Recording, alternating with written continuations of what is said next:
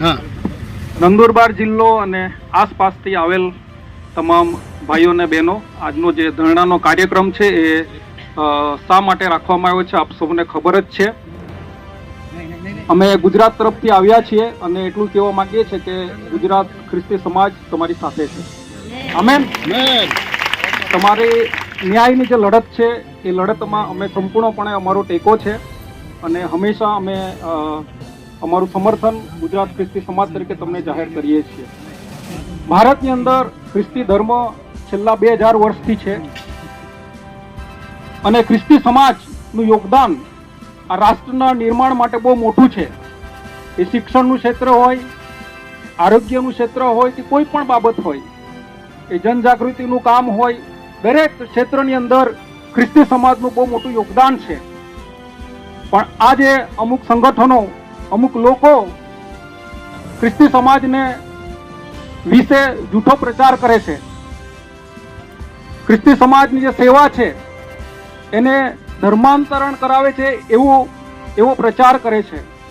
ચાહે એ સંગઠનો હોય, મીડિયા હોય. મિત્રો, આવા જે સંગઠનો છે જે દુષ્પ્રચાર કરી રહ્યા છે આપણી સેવાઓ, આપણા આગેવાનો, આપણા સમાજ વિશે, ત્યારે આપણે ખાસ કરીને આજે જેના માટે તમે ભેગા થયા છો, પાછલા દિવસમાં જે ધારાસભ્ય છે તમારા ગોપીચંદ પડલકર, એના જે નિવેદનો આવ્યા છે, અમે ગુજરાતના ખ્રિસ્તી સમાજ તરીકે નિવેદનનો બહુ નિંદા કરીએ છીએ, કડક શબ્દમાં નિંદા કરીએ છીએ. આપણે બંધારણના યુગમાં જીવી રહ્યા છે, કોઈ રાજા રજવાડાના જમાનામાં નથી.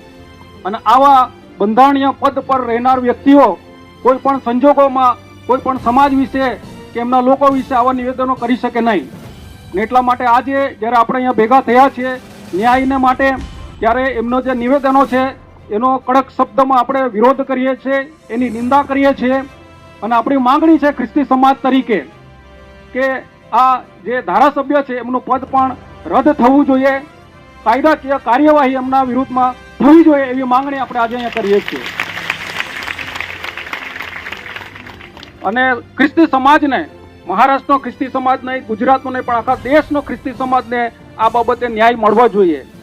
આ દિવસોમાં વાલાઓ ખોટો પ્રચાર